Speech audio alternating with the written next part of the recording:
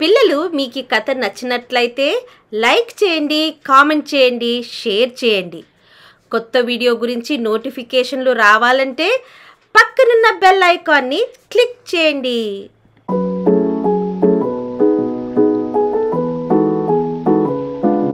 Hi పిల్లలు, ఎలా ఉన్నారు? పిల్లలు, మీకు ఒక మంచి కథ చెప్పడానికి నేను వచ్చేసాను. ఈ కథను మనకు రాసిన వారు శ్రీమతి చెల్లి ప్రణయజ గారు. ఈ కథను మీకు చెప్తున్న వారు శ్రీమతి పమ్మి శాంత. మరి ఆలస్యం చేయకుండా కథలోకి వెళ్ళిపోదామా? ఈ కథ పేరు బుద్ధి కుశలత. మగధ రాజ్యాన్ని రాజేంద్రవర్మ అనే రాజు పరిపాలించేవాడు. అతనికి నరేంద్రవర్మ, అమరేంద్రవర్మ అనే ఇద్దరు కుమారులు ఉన్నారు. ఇద్దరు యుద్ధ పాటవాల్లో ఆరితేరారు. రాజేంద్రవర్మ అతని తరువాత రాజ్య పరిపాలన బాధ్యత ఎవరికి ఇవ్వాలి అనే సందిగ్ధంలో పడ్డాడు. దానికి అంత ఆలోచన ఎందుకు మహారాజా? యువరాజులిద్దరికీ కొన్ని పరీక్షలు పెట్టండి.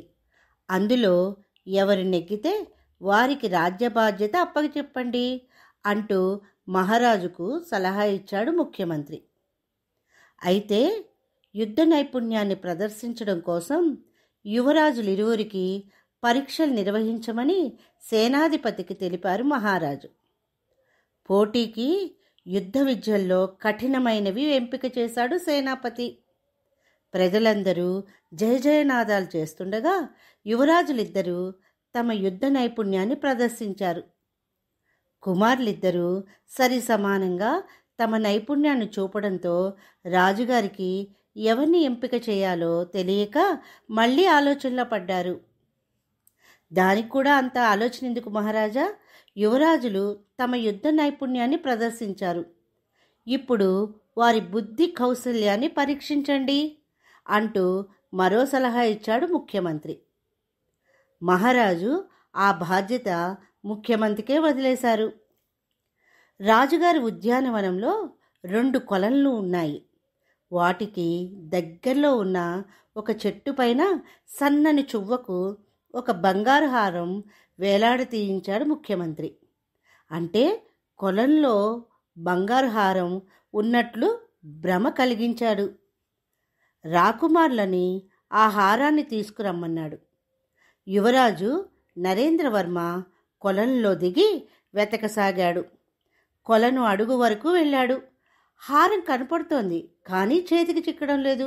వెతికి వెతికి లాభం లేదని కొలను బయటకు వచ్చేశాడు. యువరాజు అమరేంద్రవర్మ కూడా కొలంలో దిగి హారం కోసం వెతకసాగాడు. ఎంతకీ అది చేతికి అందడం లేదు. కళ్ళు మూసుకుని కొంచెంసేపు ఆలోచించి తల పైకెత్తి చూశాడు. హారం పైన వేలాడుతూ కనపడింది. అది అలా ఎలా వేలాడుతుందా అని ఆశ్చర్యపోయాడు. కొలను బయటకు వచ్చి దగ్గరలో ఉన్న చెట్టు ఎక్కితే అసలు విషయం తెలిసింది.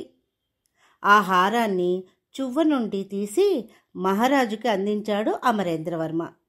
పరీక్షల్లో ఓడిపోయినందుకు నరేంద్రవర్మ కలవరపడ్డాడు. ఆ మరుసటి రోజు ఉదయం 5 గంటలకు తూర్పు దిక్కునున్న సెలయేటి దగ్గర మరో పరీక్షకు సిద్ధమయ్యారు రాకుమారులు. అక్కడ నుండి దూరంగా 2 కొండల మధ్య నుండి బాలబాణుడు ఉదయిస్తున్నాడు. సమయం గడిచే కొద్దీ సూర్యకిరణాలు తీక్షణం కాసాగాయి.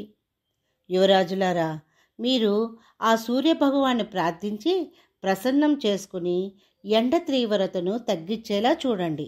ఇదే మీ పోటీ అన్నాడు ముఖ్యమంత్రి.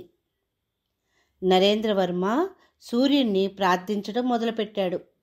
ఆకాశం నిర్మలంగా ఉంది. ఎంత ప్రార్థించినా ఎండ తీవ్రత పెరుగుతుందే కానీ తగ్గడం లేదు. ఇక నా వల్ల కాదు అంటూ పోటీ నుండి తప్పుకున్నాడు. ఇక అమరేంద్రవర్మ వంతు వచ్చింది. ఆకాశంలో మబ్బులను చూశాడు. కొన్ని సూర్యునికి కొంచెం దగ్గరలో ఉన్నాయి. ఆ మబ్బులు సూర్యుణ్ణి కప్పే వరకు ప్రార్థిస్తున్నట్టు నటించాడు. మబ్బులు సూర్యుడిని కప్పడం వలన ఎండ తీవ్రత తగ్గింది. అలా ఆ పోటీలో కూడా అమరేంద్రుడే నెగ్గాడు.